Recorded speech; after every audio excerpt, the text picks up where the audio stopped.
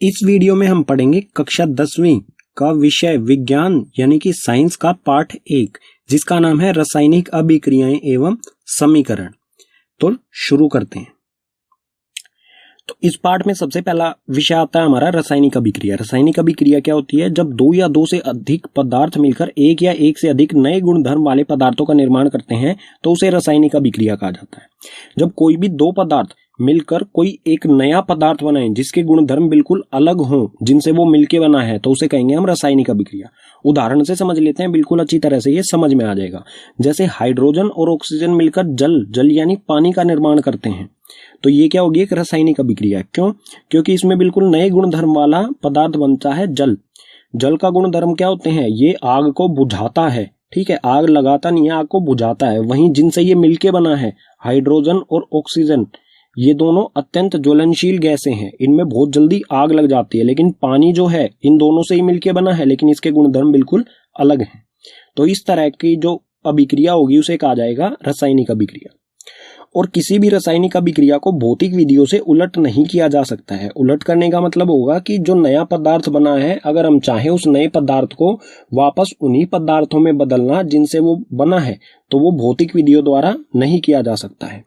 भौतिक विधि आप कक्षा 9 में पढ़ चुके होंगे, जैसे कि उसमें से कुछ मैंने यहाँ पर लिख दिए हैं, जैसे कि वाष्पीकरण, ऊर्ध्वपातन, आवसंज्ञा, उपकेंद्रीकरण। इन सभी विधियों से किसी भी रासायनिक अभिक्रिया को उलट नहीं किया जा सकता है। आगे है रासायनिक अभिक्रियाओं में शामिल। जब कोई रासायनिक अभिक्रिया होगी तो उसमें क्या चीजें शामिल होंगी? अवस्था में परिवर्तन। अवस्था में परिवर्तन का मतलब होगा कि रासायनिक अभिक्रिया होने से पहले वाले पदार्थ और रासायनिक अभिक्रिया के होने के बाद वाले पदार्थ यानी कि नए पदार्थ, उनकी अवस्था में परिवर्तन हो सकता है। जैसे कि ये उदाहरण है, यहाँ पर ये क्या है? यहाँ पर ये गैस है, यहाँ पर भी गैस है। दो गैसें मिलकर एक जल का यानी कि द्रव का निर्माण कर रही है। तो यहाँ पर क्या हो रहा है? दो गैस से अवस्था बदलकर जल बना रही है, तो अवस्था में परिवर्तन होगा। यानी कि ठोस से द्रव, द्रव से गैस या फिर गैस से ठोस में कोई भी अवस्था परिवर्तन हो सकती है जब रासायनिक अभिक्रिया होगी। आगे है रंग में परिवर्तन। रंग में भी परिवर्तन हो सकता है। रासायनिक अभिक्रिया होने से पहले या होने के बाद रंग में भी परिवर्तन हो सकता है। तापमान में परिवर्तन। रासायनिक अभिक्रिया के दौरान तापमान में भी परिवर्तन, तापमान कम भी हो सकता है और तापमान ज्यादा भी हो सकता है। और रासायनिक अभिक्रिया में चौथा है गैस का उत्सर्जन। जो भी रासायनिक अभिक्रिया होगी उसमें से गैस का उत्सर्जन भी हो सकता है। गैस का उत्सर्जन मतलब होगा उसमें से कोई रासायनिक अभिक्रिया के दौरान कोई उसमें से गैस निकले, ठीक है। पीछे वाले पेज पर हमने समझा रासायनिक अभिक्रियाओं की परिभाषा। अब हम देखते हैं रासायनिक अभिक्रिया के कुछ उदाहरण, जिससे रासायनिक अभिक्रियाएं हमें अच्छी तरह से समझ में आ जाए। तो यहाँ पर है दैनिक जीवन में होने वाली रासायनिक अभिक्रियाओं के कुछ उदाहरण। पहला है इसमें से भोजन का पाचन। जो भी हम खाना खाते हैं उसका पचना, वो भी क्या है? एक रासायनिक अभिक्रिया है। इसी तरह से श्वसन यानी कि सांस लेना, हम ऑक्सीजन अंदर लेते हैं और कार्बन डाइऑक्साइड छोड़ते हैं, तो ये भी एक रासायनिक अभिक्रिया है। लोहे पर जंग लगना, लोहे पर जंग लगना भी एक रासायनिक अभिक्रिया है और ये बहुत धीरे धीरे होने वाली रासायनिक अभिक्रिया है। इसी तरह दही का बनना, दूध से दही में बदल जाना, ये भी एक रासायनिक अभिक्रिया है। ये तो हो गई हमारे दैनिक जीवन में होने वाली रासायनिक अभिक्रियाएं। अगर इसके अलावा हम बात करें, जैसा कि क्रियाकलाप 1.1 में दिया गया है, मैग्नीशियम रिबन का दहन किया जाता है, तो वो भी एक रासायनिक अभिक्रिया होगी। क्रियाकलाप 1.2 में लेड नाइट्रेट में पोटेशियम आयोडाइड को मिलाया जाता है, वो भी एक रासायनिक अभिक्रिया होगी। इसी तरह से क्रियाकलाप 1.3 में सल्फ्यूरिक अम्ल या फिर हाइड्रोक्लोरिक अम्ल में जिंक की गोलियां डाली जाती हैं, वो भी एक रासायनिक अभिक्रिया होगी, ठीक है।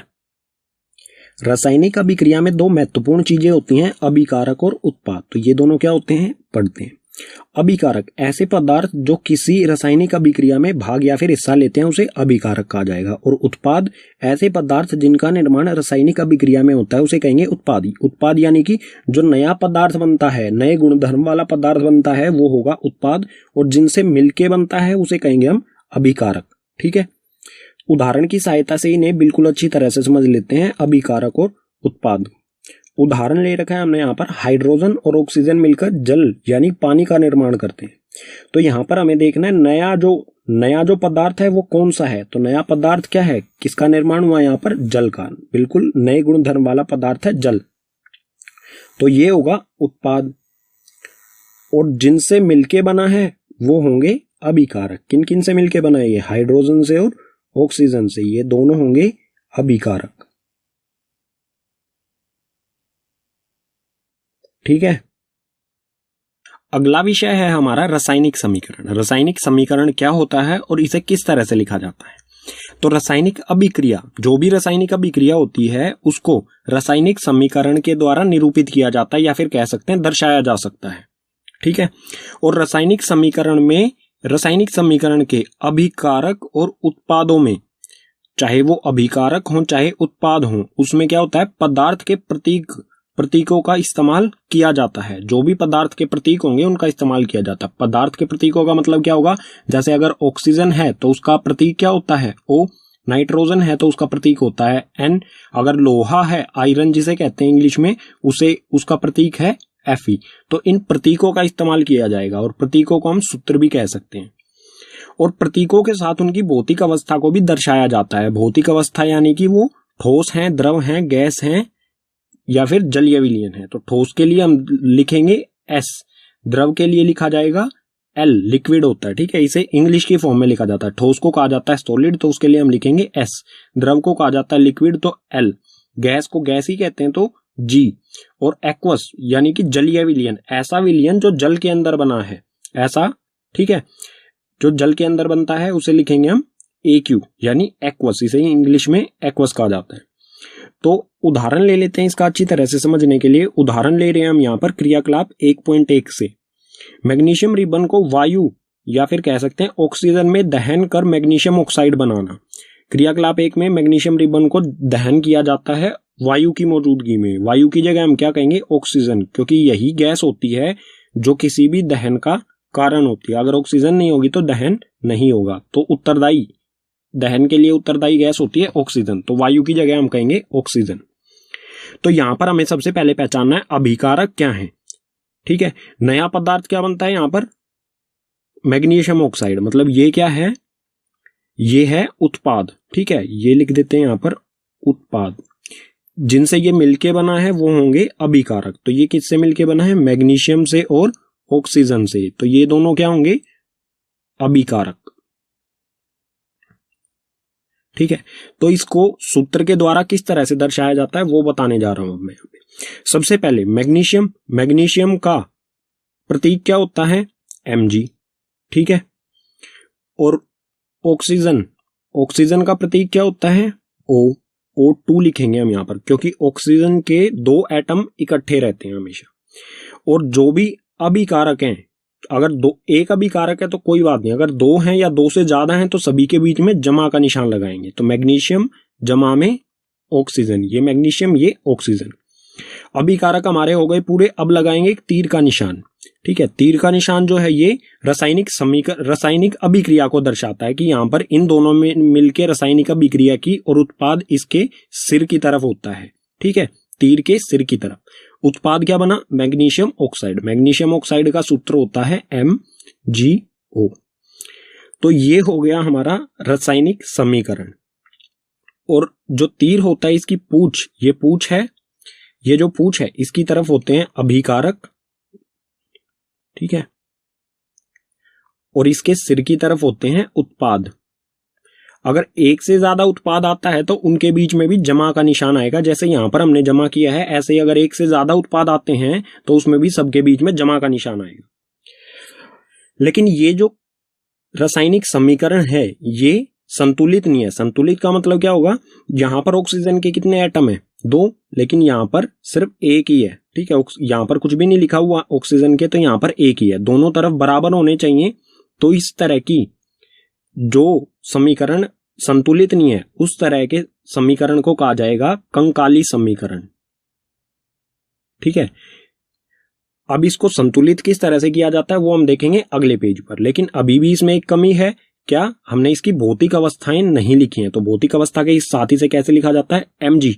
मैग्नीशियम रिबन कैसा था, ठोस यानी कि सॉलिड। ठीक है, सॉलिड के लिए लिखेंगे हम S। उसके बाद ऑक्सीजन कैसी होती है, गैस होती है, तो गैस के लिए लिखेंगे G। रासायनिक अभिक्रिया हुई, रासायनिक अभिक्रिया होने को दर्शाता है। यदि रासायनिक अभिक्रिया हुई और हमें क्या मिला, मैग्नीशियम ऑक्साइड MgO। और मैग्नीशियम ऑक्साइड ये क्या है, ठोस, ठोस के लिए लिखेंगे हम सॉलिड के, ठीक है, तो S।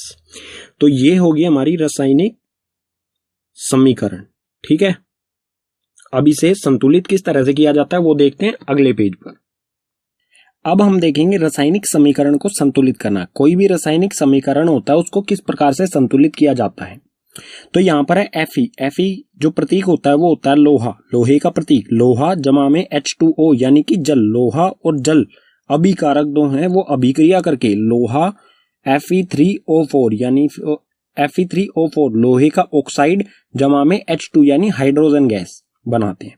तो इस अभिक्रिया को हम संतुलित करके देखेंगे। संतुलित करने का मतलब क्या होगा, सबसे पहले हम इसमें अभिकारक, जो भी अभिकारक हैं उसमें कितने एटम यानी कि परमाणुओं की संख्या गिनेंगे, ठीक है। यहां पर लोहा है, लोहे के कितने परमाणु है, यहां पर कुछ नहीं लिखा हुआ, तो Fe मतलब लोहे का एक परमाणु है।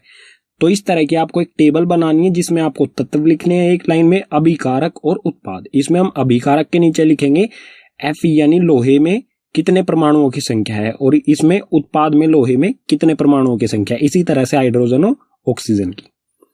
तो इसे संतुलित करते हैं। Fe यानी कि लोहे का एक परमाणु है अभिकारक में, ठीक है। अब देखेंगे लोहे का उत्पाद में कितने परमाणु है। लोहे के उत्पाद में 3 परमाणु हैं, तो यहां पर लिखा हमने 3। अब देखते हैं हाइड्रोजन के अभिकारक में 2 हैं और उत्पाद में भी 2 हैं, तो ये 2 हो और ये भी 2। ऑक्सीजन बचता है, ऑक्सीजन के अभिकारक में 1 है और उत्पाद में 4 हैं, तो ये 1 और यहां पर 4। संतुलित करने का मतलब क्या होगा कि जितनी परमाणुओं की संख्या किसी तत्व की अभिकारक में है उतनी ही उत्पाद में होनी चाहिए, ठीक है। अभिकारक और उत्पाद में बराबर परमाणुओं की संख्या, बराबर एटम की संख्या होनी चाहिए। अगर यहां पर 1 है तो यहां पर भी 1 होना चाहिए, अगर यहां पर 3 है तो यहां पर भी 3 होना चाहिए, बराबर होने चाहिए। तो इसका संतुलित करने का कोई ऐसा स्पेसिफिक फॉर्मूला या कोई तरीका नहीं है, इसको बस थोड़ा सा अपना दिमाग पर जोर डालना है और यह आसानी से हो जाता है, ठीक है। सबसे पहले हम क्या करेंगे, जो भी हमारे तत्व हैं वो अभिकारक में हो चाहे उत्पाद में हो, उनको एक ब्रैकेट में बंद करेंगे इस तरह से। ब्रैकेट में बंद करने का क्या मतलब होगा कि ब्रैकेट के हम अंदर कोई भी बदलाव नहीं कर सकते हैं। जो भी ये ब्रैकेट के अंदर जो चीज आ गई है उसमें कोई भी बदलाव नहीं कर सकते हैं। और इसमें हम कुछ मल्टीप्लाई कर सकते हैं, मल्टीप्लाई यानी गुणा कर सकते हैं। किस तरह से, जैसे उत्पाद में 3 है और अभिकारक में 1 है, तो अभिकारक को भी अगर हम 3 बनाना चाहें तो इस 1 को कितने से गुना करना पड़ेगा, 1 को हम गुना करेंगे 3 से, तो 1 को 3 से गुना किया, ये हो गया 3। अब ये जो अभिकारक में हमने 3 यहां पर गुना किया है, ये हमें कहां लिखना है, Fe जो लोहा है इसके यहां पर आगे, ठीक है। तो ये यहां पर इसका मतलब क्या है, 3 Fe, 3 हो गए लोहे के परमाणु, यहां पर भी 3 है और यहां पर भी 3, तो Fe मतलब लोहा जो है वो हो गया संतुलित।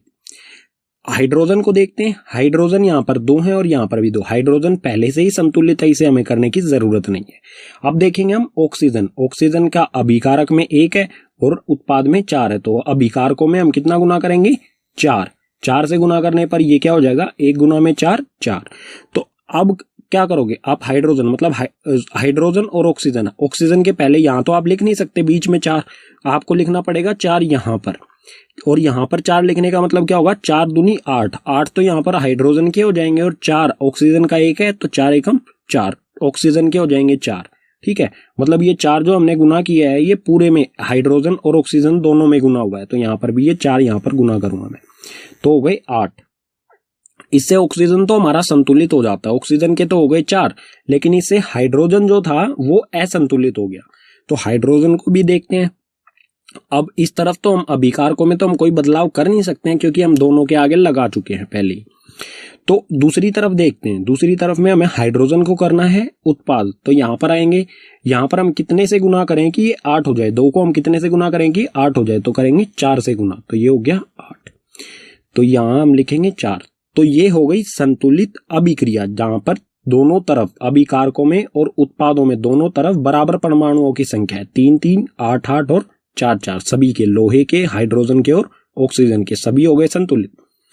लेकिन अभी भी ये प्रॉपर एक अच्छी तरह से लिखी गई समीकरण नहीं है क्योंकि इसमें भौतिक अवस्थाएं हमने नहीं लिखी हैं, तो इसे भौतिक अवस्थाओं के साथ लिखेंगे इस तरह से 3 Fe। अब ब्रैकेट हमें हटा देना है, Fe क्या है, लोहा क्या होता है, ठोस, ठोस यानी कि सॉलिड, S से सॉलिड हो गया, ठीक है, ये हो गया सॉलिड। जमा में 4 H2O। H2O क्या होता है? जल। जल जो होता है वो होता है द्रव यानी कि लिक्विड, L फॉर लिक्विड। अभिक्रिया हुई और ये बना Fe3O4 जो कि एक ठोस होता है। ठीक है, ठोस यानी सॉलिड। जमा में 4H2 हाइड्रोजन जो कि एक गैस होती है। तो इस तरह की यह अभिक्रिया होगी जो संतुलित होगी। हमें इसको इस तरह से बनाना है।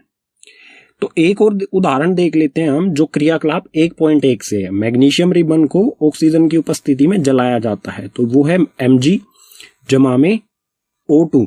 अभिक्रिया करके क्या बनाता है? ये मैग्नीशियम ऑक्साइड MgO। तो ऊपर वाली जो समीकरण था, ऊपर वाला समीकरण, इसमें तो थोड़ा सा हमें मुश्किल पड़ा, लेकिन ये बिल्कुल आसानी से हो जाएगा। कुछ ऐसे समीकरण होते हैं जो बिल्कुल आसानी से हो जाते हैं, कुछ में थोड़ा सा ज्यादा कैलकुलेशन करनी पड़ती है। इसके लिए हमें टेबल बनाने की भी जरूरत नहीं पड़ेगी। किस तरह से? Mg यहां पर एक है, यहां पर भी एक है, मतलब अभिकारक में भी एक और उत्पाद में भी एक। ऑक्सीजन तो Mg तो संतुलित है। ऑक्सीजन यहां पर 2 है, यहां पर अकेला है। तो हम क्या करेंगे? यहां पर 2 लगा देंगे। मतलब 2 लगाने से क्या हुआ? यहां पर मैग्नीशियम के भी 2 हो गए और ऑक्सीजन के भी 2 हो गए। लेकिन और जैसे ही हमने ऑक्सीजन को यहां पर संतुलित किया तो मैग्नीशियम असंतुलित हो गया। तो मैग्नीशियम को यहां पर अगर हम 2 लगा देंगे तो ये मैग्नीशियम भी संतुलित हो जाएगा। तो ये पूरी इक्वेशन हो गई संतुलित। अब इसको भौतिक जो अवस्था होती है उसके साथ लिखेंगे, तो ये हो जाएगा 2Mg ठोस यानी कि सॉलिड जमा में O2 जो होती है गैस, और उसके बाद 2MgO मैग्नीशियम ऑक्साइड जो होगी ठोस। ठीक है, ठोस यानी सॉलिड। तो इस तरह से किसी भी रासायनिक समीकरण को संतुलित किया जाता है। आप जितना अध्ययन यानी प्रैक्टिस करोगे उतना ही ये आपके लिए आसान होता जाएगा। पीछे वाले पेज पर हमने रासायनिक समीकरण को संतुलित किया था। अब हम देखते हैं रासायनिक समीकरण को संतुलित करना क्यों आवश्यक है। जो भी संतुलित किया था वो क्यों जरूरी है उसको संतुलित करना। तो इसका एकमात्र कारण है द्रव्यमान संरक्षण का नियम। ये आप कक्षा 9 में पढ़ चुके हैं। ये नियम क्या कहता है? किसी भी रासायनिक अभिक्रिया में ना तो द्रव्यमान का निर्माण होता है, ठीक है, ना तो द्रव्यमान का निर्माण होता है और ना ही विनाश होता है। इसका मतलब क्या होगा? द्रव्यमान जितना अभिकारकों में है रासायनिक अभिक्रिया के पहले है, वो उतना ही उत्पादों में रासायनिक अभिक्रिया के बाद रहेगा। तो इस नियम से हम निष्कर्ष निकाल सकते हैं कि रासायनिक अभिक्रिया के पहले यानी कि अभिकारक एवं उसके बाद रासायनिक अभिक्रिया होने के बाद यानी कि उत्पाद में प्रत्येक पदार्थ के परमाणुओं की संख्या बराबर होनी चाहिए। परमाणुओं की संख्या बराबर इसलिए होनी चाहिए क्योंकि परमाणु द्रव्यमान जो है वो किस चीज पर डिपेंड करता है? परमाणुओं की संख्या पर। तो परमाणुओं की संख्या बराबर होगी तो ही द्रव्यमान दोनों तरफ बराबर होगा। ठीक है, अब देखते हैं रासायनिक अभिक्रियाओं के प्रकार। रासायनिक अभिक्रियाओं के कितने प्रकार होते हैं, इनको एक एक करके पढ़ेंगे। तो रासायनिक अभिक्रिया का पहला प्रकार है संयोजन अभिक्रिया। संयोजन अभिक्रिया क्या होती है? इस अभिक्रिया में 2 या 2 से अधिक अभिकारक मिलकर एक उत्पाद बनाए, एक या फिर अकेला उत्पाद बनाए, तो उसे कहा जाएगा संयोजन अभिक्रिया। अभिकारक तो 2 या 2 से ज्यादा भी हो सकते हैं, लेकिन उत्पाद हमेशा एक ही बने, ऐसी अभिक्रिया को संयोजन अभिक्रिया कहा जाएगा।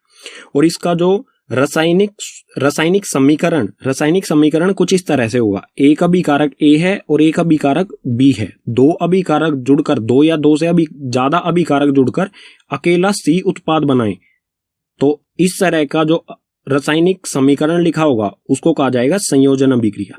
उदाहरण से और अच्छी तरह से समझ लेते हैं। उदाहरण में सबसे पहला है कोयले का दहन। कोयले का दहन किस तरह से होता है? कोयला क्या होता है? कार्बन का सूत्र होता है, कार्बन का प्रतीक C। ठीक है, तो एक कार्बन जमा में ऑक्सीजन इसलिए क्योंकि ऑक्सीजन गैस ही किसी भी दहन के लिए उत्तरदायी होती है। तो कार्बन जमा में ऑक्सीजन, 2 अभिकारक मिलकर एक CO2 गैस का निर्माण करते हैं। जलने के बाद कोयले में से CO2 गैस निकलती है। तो 2 अभिकारक एक सिंगल अकेले उत्पाद का निर्माण करते हैं, तो उसे कहा जाएगा संयोजन अभिक्रिया। ये उदाहरण हो जाएगा।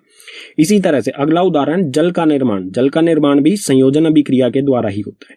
इसमें 2 चीजें होती हैं, 2H2 यानी कि हाइड्रोजन और ऑक्सीजन। 2 अभिकारक मिलकर एक अकेली चीज जल यानी कि H2O का निर्माण कर रहे हैं। तो 2 अभिकारक एक चीज का निर्माण कर रहे हैं तो संयोजन अभिक्रिया। ये दोनों इसके उदाहरण हो जाएंगे। ठीक है, रासायनिक अभिक्रिया का दूसरा प्रकार है वियोजन अभिक्रिया। वियोजन अभिक्रिया क्या होती है? वियोजन का मतलब होता है अलग होना। तो ये अभिक्रिया क्या होती है? एक अभिकारक टूटकर दो या दो से अधिक उत्पादों में बदल जाए तो उसे वियोजन अभिक्रिया कहा जाएगा। मतलब कोई एक अभिकारक, जैसे कि हमारा ए कोई एक अभिकारक है, इसको गर्म किया जाएगा तो ये दो बी और सी उत्पाद में बदल जाना, मतलब कोई एक अभिकारक दो चीजों में बट जाए, अलग अलग हो जाए, तो उसे कहेंगे हम वियोजन अभिक्रिया। वियोजन का मतलब ही होता है अलग होना। तो ए यहाँ पर अलग अलग दो हिस्सों में बट गया, बी और सी में, ठीक है। और ये वियोजन अभिक्रिया ये तीन प्रकार से होती है: ऊष्मीय वियोजन, वैद्युत वियोजन और प्रकाशीय वियोजन। इन तीनों के बारे में अगले पेज पर उदाहरण सहित पढ़ते हैं बिल्कुल अच्छी तरह से। तो वियोजन अभिक्रिया का पहला प्रकार है ऊष्मीय वियोजन। ये क्या होता है? अभिकारक को ऊष्मा द्वारा अलग किया जाता है, ठीक है। अभिकारक को ऊष्मा या फिर कह सकते हैं हम गर्मी द्वारा तापमान बढ़ाकर अलग किया जाता है। उदाहरण देख लेते हैं, इसका अच्छी तरह से हमें समझ में आ जाएगा। तो यहाँ पर है CaCO3 यानी कैल्शियम कार्बोनेट। कैल्शियम कार्बोनेट जो कि एक ठोस होता है, जब इसको गर्म किया जाएगा, इसको ऊष्मा प्रदान की जाएगी, इसका तापमान बढ़ाया जाएगा, तो ये दो चीजों में CaO कैल्शियम ऑक्साइड और CO2 दो उत्पादों में बदल जाएगा। तो कोई एक अभिकारक ऊष्मा द्वारा दो उत्पादों में बदल जाए तो उसे कहेंगे हम ऊष्मीय वियोजन। ऊष्मा का मतलब ये होता है गर्मी, तो ऐसा वियोजन जो गर्मी के द्वारा किया जाए, ठीक है। वियोजन अभिक्रिया का दूसरा प्रकार है वैद्युत वियोजन। वैद्युत वियोजन क्या होता है? विद्युत धारा के प्रवाहित होने के कारण होने वाला वियोजन। तो इसमें विद्युत यानी कि बिजली इसमें से गुजारी जाती है, तो वो दो अलग चीजों में बट जाए तो उसे कहा जाएगा वैद्युत वियोजन। जैसे उदाहरण ले लेते हैं इसका, यहाँ पर हमारे पास है 2H2O यानी कि पानी, ठीक है। जल जो कि एक लिक्विड है, उसमें से जब विद्युत धारा गुजारी जाएगी तो वो दो अलग अलग गैसेज में बदल जाएगा, हाइड्रोजन में और ऑक्सीजन में। तो कोई एक अभिकारक विद्युत धारा उसमें से जब गुजारी जाए, जब दो अलग अलग उत्पादों में बदल जाता है, तो उस तरह के अभिक्रिया को कहा जाएगा वैद्युत वियोजन अभिक्रिया, ठीक है। वियोजन अभिक्रिया का तीसरा प्रकार है प्रकाशीय वियोजन। प्रकाश मतलब रोशनी, ठीक है। तो ये क्या होता है? सूर्य के प्रकाश की उपस्थिति में होने वाला वियोजन। ऐसा वियोजन जो सूर्य के प्रकाश की वजह से होता है, ठीक है। तो इसका भी उदाहरण देखते हैं यहाँ पर 2AgCl यानी कि सिल्वर क्लोराइड को जब सूर्य के प्रकाश में रखा जाएगा तो ये दो अलग अलग चीजों में बदल जाएगा, Ag यानी कि सिल्वर और क्लोरीन में, ठीक है। तो ऐसा वियोजन जिसमें कोई एक अभिकारक को सूर्य के प्रकाश में रखने से वो दो अलग अलग चीजों में बदल जाए तो उसे कहा जाएगा प्रकाशीय वियोजन।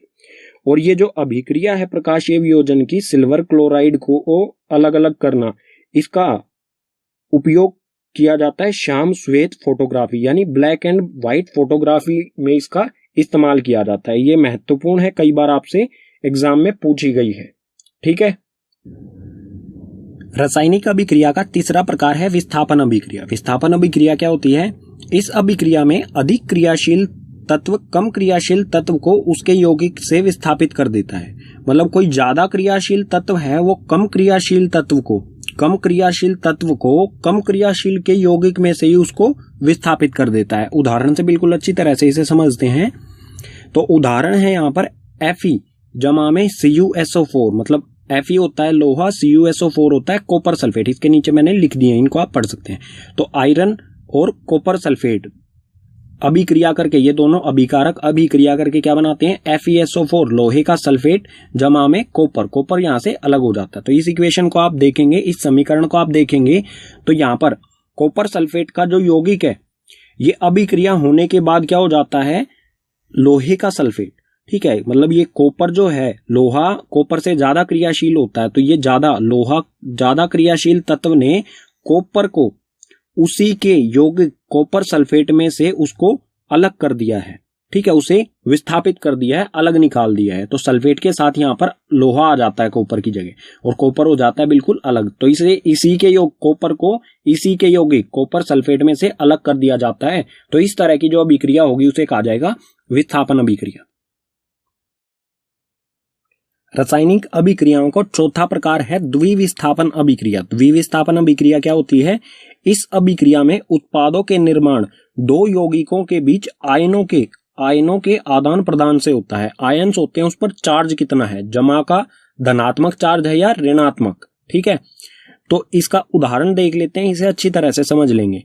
यहां पर उदाहरण में है Na2SO4, यानी कि Na जो साइन होता है ये होता है सोडियम और सल्फेट, सोडियम सल्फेट जमा में BaCl बैरियम क्लोराइड, अभिक्रिया करके ये बनाते हैं बैरियम सल्फेट और सोडियम क्लोराइड। नीचे मैंने इनके नाम लिख दिए हैं। ठीक है, तो इसमें आप देखेंगे कि जो सल्फेट यहाँ पर सोडियम के साथ है, सल्फेट और सोडियम साथ साथ है, लेकिन जब अभिक्रिया हो जाएगी तो ये सल्फेट जो है ये बैरियम के साथ जुड़ जाएगा। ठीक है, ये दोनों आपस में जुड़ जाएंगे अभिक्रिया के बाद।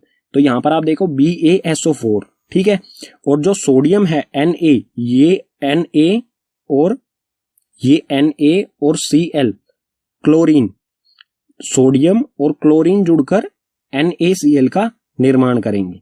तो यहां पर क्या हुआ, जो द्विविस्थापन मतलब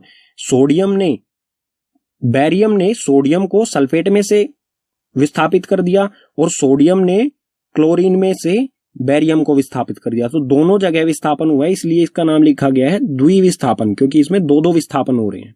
ठीक है, अब आयनों की बात आती है, आयनों के बीच किस तरह से आदान प्रदान हुआ वो देखते हैं। बैरियम जो होता है Ba, उस पर चार्ज होता है 2 जमा, धनात्मक 2 चार्ज होता है, धनात्मक मतलब जमा, और सल्फेट जो है इस पर चार्ज होता है SO4, इस पर चार्ज होता है 2 घटा ऋणात्मक, मतलब 2 आयन इसके पास ज्यादा होते हैं, इसके पास कम होते हैं, तो ये एक दूसरे को आदान प्रदान, दोनों एक दूसरे को साथ जुड़ जाते हैं और टोटल चार्ज हो जाता है, यहाँ पर 2 घटा का, यहाँ पर 2 जमा का, टोटल जो चार्ज है आयनों का वो 0 हो जाता है और बन जाता है BaSO4। ठीक है, और ये जो BaSO4 होता है, BaSO4 सफेद अविल्य अवशेप का निर्माण करता है। अविल्य अवशेप वो होता है जो जल के अंदर बनता है, लेकिन जल के अंदर वो अघुलनशील होता है। वो कुछ इस तरह से बनेगा, जैसे इस बीकर है, इसमें जल है, ठीक है, ये जल है, इसमें जब अभिक्रिया होगी तो इसमें एक अविल्य जो पानी में अघुलनशील तत्व का निर्माण होगा, जो कि इसमें नीचे की तरफ इस तरह से बैठ जाएगा, पानी में वो घुलेगा नहीं। ठीक है, तो ये नीचे जो सफेद सफेद कलर का आपको दिखाई दिया है, इस तरह का कुछ बैरियम सल्फेट बनेगा। ठीक है, रासायनिक अभिक्रियाओं का 5वां प्रकार है उपचयन और अपचयन। दोनों मिलते जुलते शब्द हैं, तो अच्छी तरह से इन्हें पढ़ें। उपचयन और अपचयन।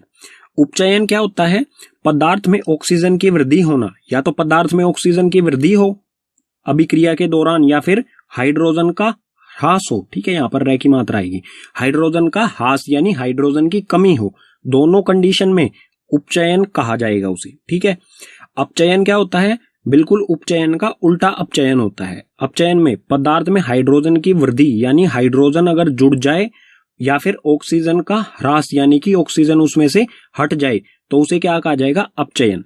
उदाहरण की सहायता से बिल्कुल अच्छी तरह से समझते हैं इसे। यहां पर ये उदाहरण है, कार्बन जमा में, ये है C, कार्बन जमा में ऑक्सीजन, कार्बन और ऑक्सीजन दोनों अभिक्रिया करके कार्बन डाइऑक्साइड CO2 का निर्माण करते हैं। तो यहां पर कार्बन अकेला है, इधर जाने पर इसमें क्या हो गया, ऑक्सीजन जुड़ गई, तो यहां कार्बन का क्या हुआ है, उपचयन।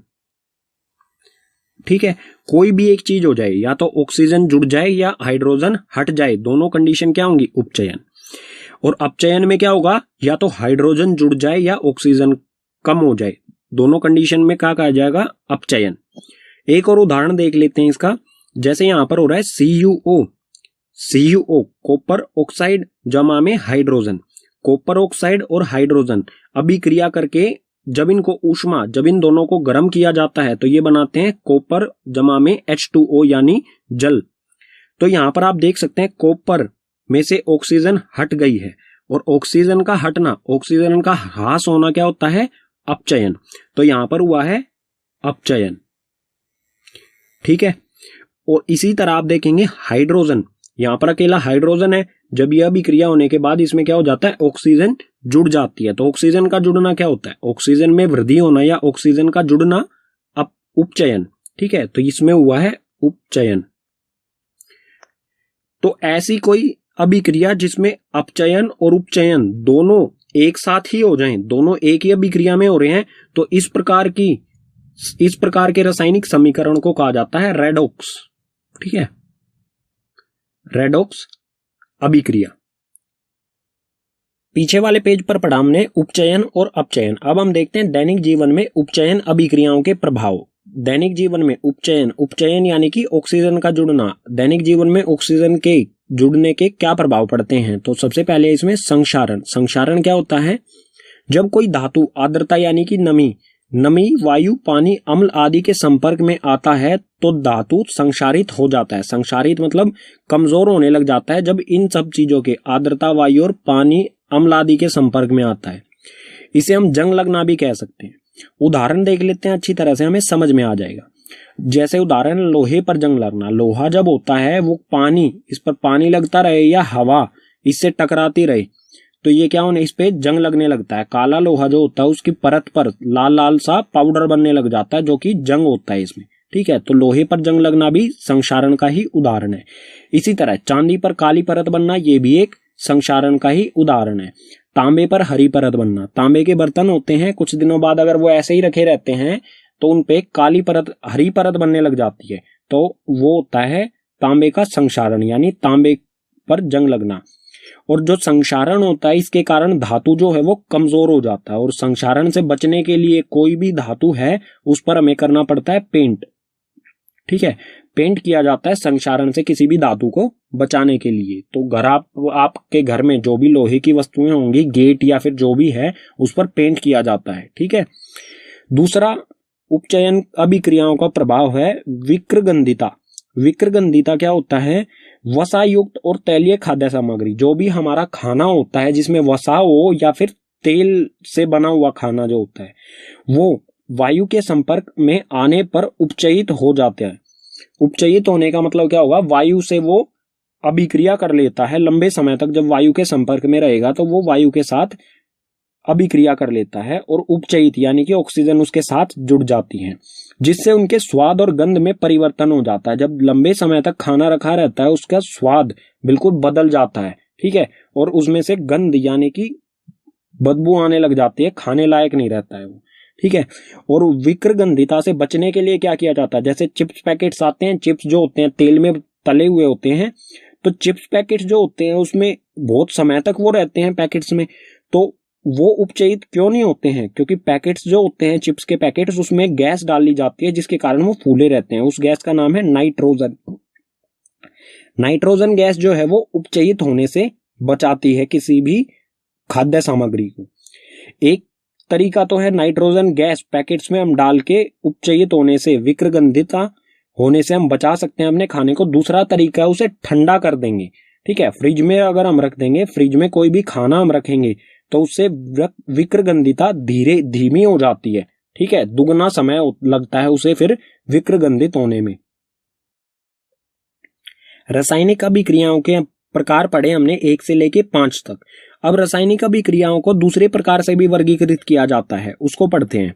तो रासायनिक अभिक्रिया के प्रकार, इसे वर्गीकृत किस आधार पर किया गया है? तापमान के आधार पर इसे वर्गीकृत किया है। तो तापमान के आधार पर रासायनिक अभिक्रिया को 2 तरह से वर्गीकृत किया जाता है। पहला है ऊष्माक्षेपी और दूसरा है ऊष्माशोषी।